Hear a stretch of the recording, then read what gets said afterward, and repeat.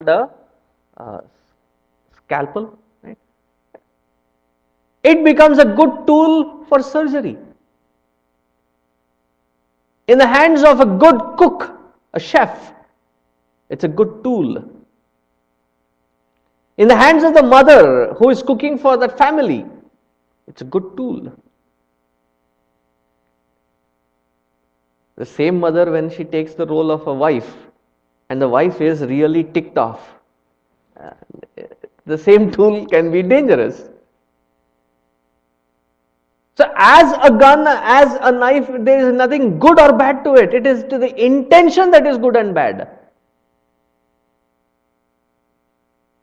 So, with that perspective, there is no thing, there is no circumstance, there is no place which can be absolutely good or absolutely bad.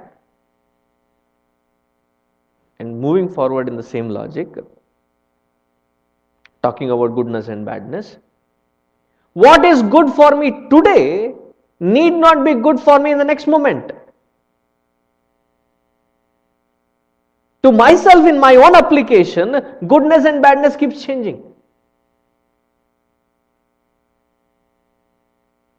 What is good to me need not be good to you. What is bad for you need not be good, need not be bad for me.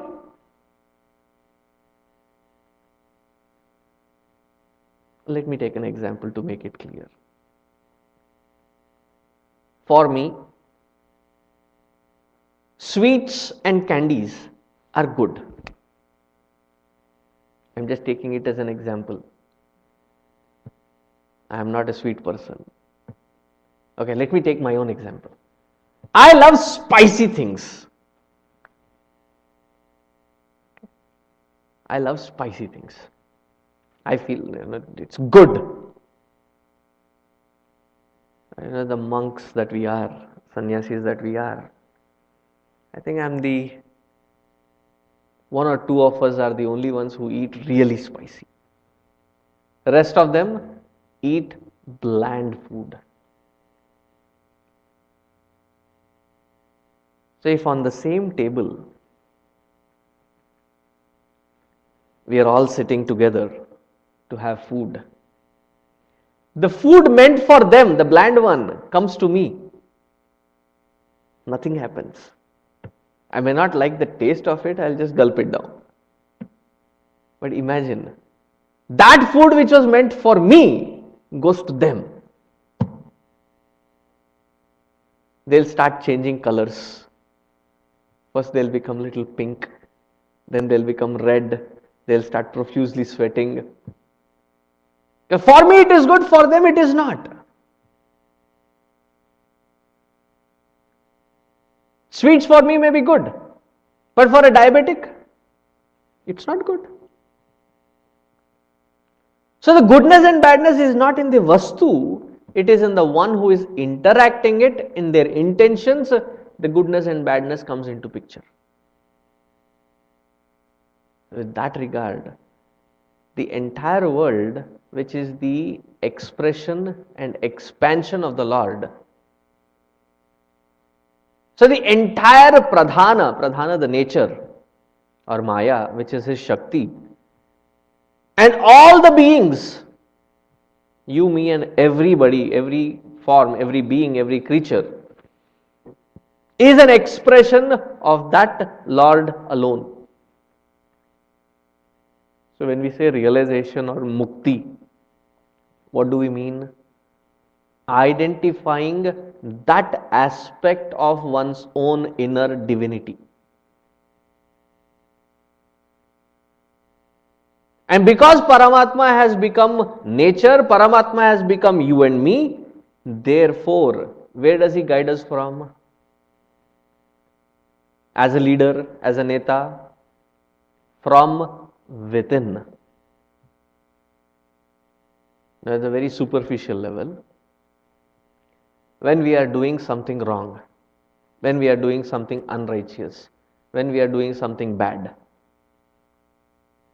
don't we know internally that we are doing something bad?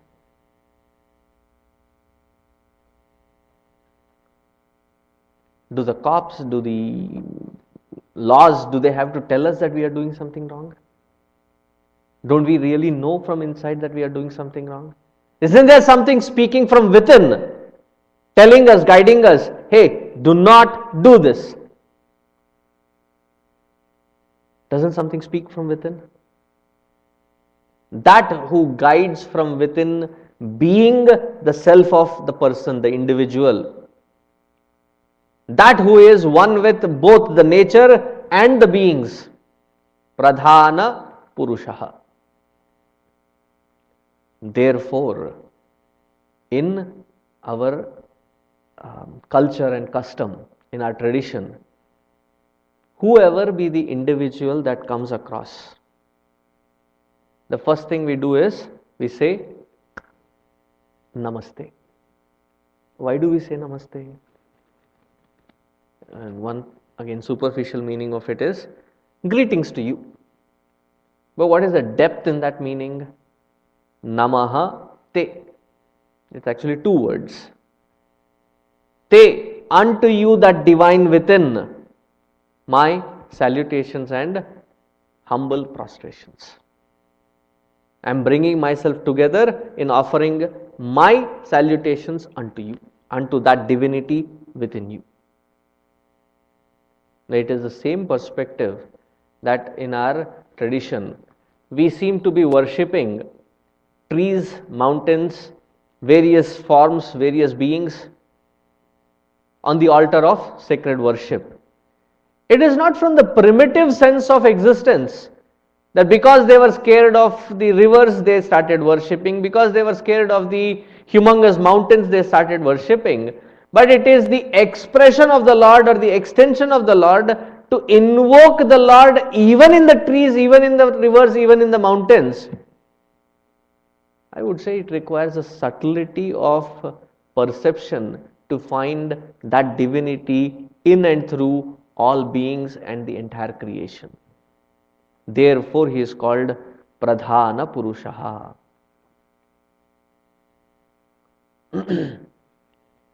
Yogo Yoga Vidam Neta Pradhana Purushaha. Ishvaraha cha. He is also the Ishvara. Pradhana Purusheshwara. He is also both the Pradhana Purusha and the Lord who is expressing as both the nature and the beings in this nature. Pradhana Purusheshwara.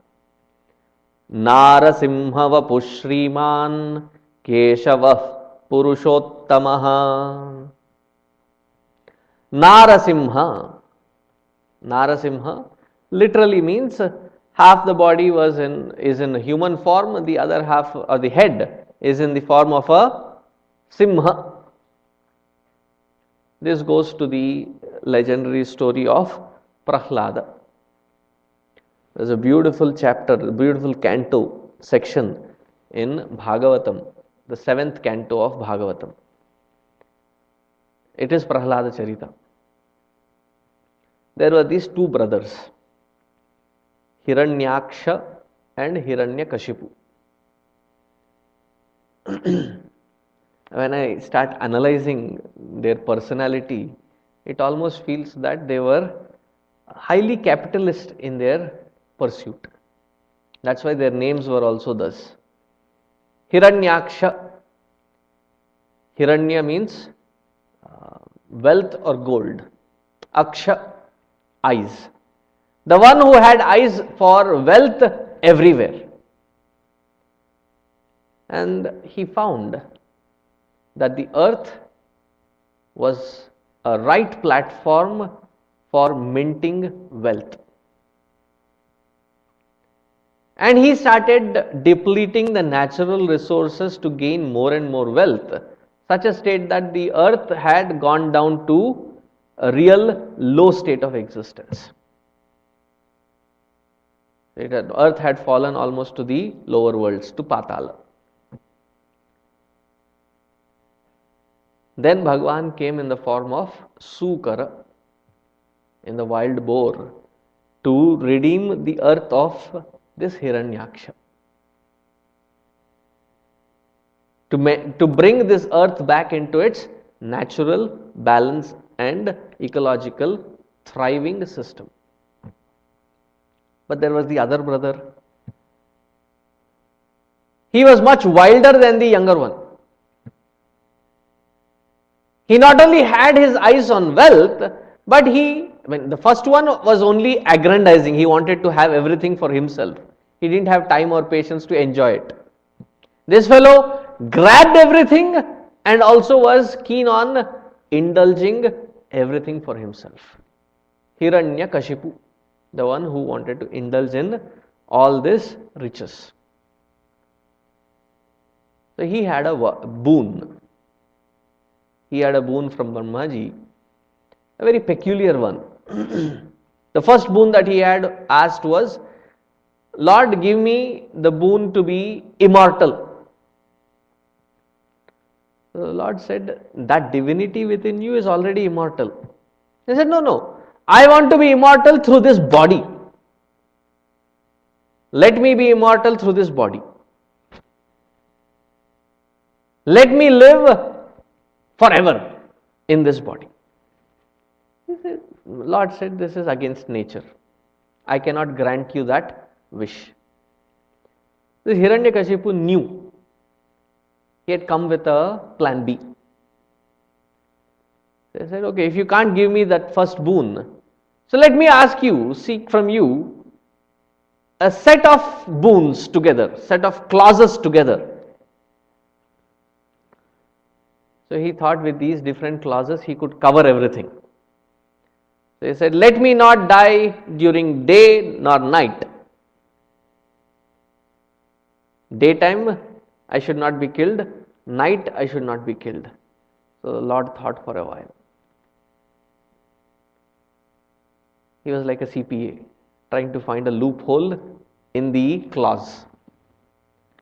He found it. He said, okay, granted. I should not die inside nor outside. In Hiranyakashipu's mind, he was ticking all the various clauses. Either you can die inside or outside. So let me be granted that I will not killed either inside nor outside. Nor day, nor night, nor inside, nor outside. Neither by a human being nor by an animal. Nor by an astra nor a shastra. Astra is a missile, a shastra is like a knife or a dagger which you hold in the hand and attack. So he took care of both kinds of destructive instruments. And he went through various clauses. The Lord looked at each clause and he said, there is a flaw. We can grant him this. And he started granting him one after the other. So he now got convinced that he is invincible. And he started plundering around. See, when you have strength and you have a good guiding intellect to guide that strength, then you are an amazing power of resource to the entire humanity. You have a lot of strength, but you don't have that intelligence to guide it. You can run havoc in this world. That was Hiranyakashipu. So he was plundering around the entire worlds. So his son, though he was born in that environment, he was a great devotee of Lord Vishnu. That Vishnu which Hiranyakashipu was searching for because he had killed his brother. He was seeking vengeance. And his son turned out to be somebody who was mainly devoted only to that prime enemy of this Hiranyakashipu. It comes to a point wherein he tortured his son. A traumatic childhood Prahlada had. In today's world, in today's terminologies. Abusive father. And he had abused him in every which way. He tried to kill him. But he somehow got, escaped every single time. So finally frustrated, he asked, where is this Lord? And in his answer to that threat to his son, finally comes the Lord. And what is the form that he takes? He takes a form wherein his boon was that he should not be killed by either a human being nor by an animal. So he had a cross section. Half of his body was human, the other half was animal. He waited for that time period wherein it was neither day nor night. So it was the sunset, dusk.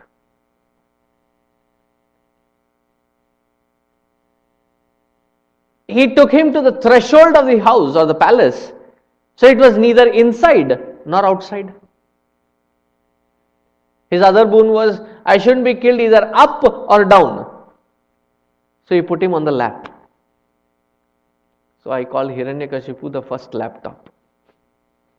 He was literally on the top of the lap. And he was killed by the bare hands, which was neither Astra nor Shastra. Narasimha Vapuhu, the one who came in the form of Nrsimha Bhagavan. And one thing very beautiful about that story is,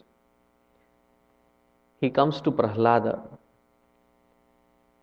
and he hugs that Prahlada and he says, dear child, Kshantavyo me paradha yadi me kshana vilambah. Hey Prahlada, forgive me because I was late in coming to come and protect you. The Lord of the universe, he comes down to his devotee and he says, please forgive me that I have been late in delivering justice to you. That too how many? Kshana vilambaha. By few moments I was delayed. Please forgive me. Such compassionate Lord who comes down. So it is not just a mere promise that he is a neta. It is not a mere promise that he is Pradhana Purusheshwaraha. He comes to deliver and he comes in various forms. So when our own kids here ask, how can he come in an animal form? My counter question to them, people say that, Swamiji, why do you ask questions when we ask questions? So I tell them, do I? So these kids ask, why is it that, how can the Lord be, coming in an animal form? Consider it this way, that the entire universe is his creation, like he is a movie director. Now when you are the movie director and the producer, you are the wealth behind that production. Is there anybody to stop that director to appear in his own movie? And is there anything to stop that director to appear in his own movie in whichever form that they want to come in? There's nothing that stops them.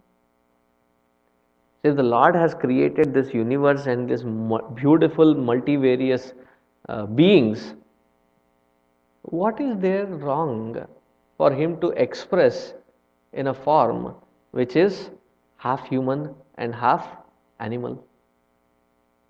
Here especially it is a Simha lion. Narasimha Vapuhu. Shriman. Shriman. Yasya Vakshasi Nityam Vasati Shrihi Saha Shriman. And this should answer the other question about our gods and goddesses. One of the questions that we often are asked, why is it that in Hinduism we have one god and multiple consorts. Wherein as human beings, as in Hinduism, we are prescribed what is called monogamy, right? But whereas gods, they have multiple wives, multiple consorts. So when our own people ask me this question, I have a funny answer. The funny answer is, you can't handle more than one.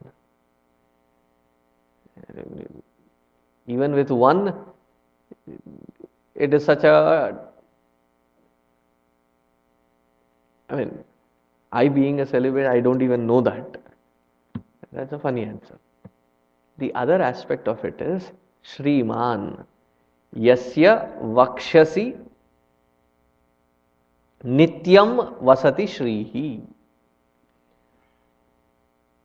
All these consorts are to be understood not like a wife and a husband, but from a totally different standpoint. Let me explain the standpoint. Each one of us has got various strengths. Some of us can paint, some of us can program, some of us can cook, some of us can eat. Eating is also a skill, to relish and enjoy eating what has been cooked. That's also an art. So we have various skills. So when I ask each one of you, do you have only one skill? Or do you have multiple skill sets? We definitely have multiple skill sets. We have a huge potentiality for various skill sets. These skills, aren't they our Shakti? Ability? Like for this moment, my ability to speak is my skill. I express through my speech. But am I dependent on my speech? Meaning, can I exist independent of my speech? If I wanted to withdraw from speaking, do I stop being existing? Or my existence suddenly vanishes? Or do I vanish when I stop speaking? No. I can withdraw my skill, I can withdraw my strengths, and it doesn't impact the existence. But if I have to express, I express through my skill sets. Similarly, for the entire creation, Brahma, in order to create, what is the skill that they require? If you have to create something, what is the skill that you require? What is the strength? What is the Shakti that you require? You require huge database to create something. Knowledge. And the very form of knowledge is Saraswati Devi. In order to maintain something, what do you require? A huge firm, a huge institution, a huge something that has been created. Your house, in order to maintain it, what do you require? Lot of resources. You need somebody to come and clean, you need somebody to come and repair, so you need to know all these various people and the contacts and the resourcefulness. So for the Lord, as the in charge of maintenance, what does he require? He requires the strength of resources. Therefore, his consort is called Lakshmi, who is the very embodiment of resourcefulness. And though we understand Lakshmi as wealth, wealth is one aspect of resource. So in the Ashtalakshmi, we have Dhana Lakshmi, Dhanya Lakshmi, Saubhagya Lakshmi, Santana Lakshmi, various forms of resources, so that the entire creation can be sustained. So when he is called Shriman, Shri is another name of Lakshmi. Shriman, the one whose strength is Lakshmi. The one whose very core of strength is Lakshmi, such one is Bhagavan Vishnu. Narasimha Vapu Shriman Keshavaha. Keshavaha, he is also very adorably magnificent to look at. And one of the most beautiful aspects of his being, Yasya Keshaha Abhirupaha, who has beautiful, long, dark, curly hair. Such one is called Keshava. The other meaning of Keshava is Ka, A and E in that word represent all three, Brahma, Vishnu, Maheshwara. And the one, the Narayana, who expresses as Brahma, Vishnu, Maheshwara, therefore he is known as Keshava. So again, there is another beautiful concept explained here. Let me take a moment to explain that.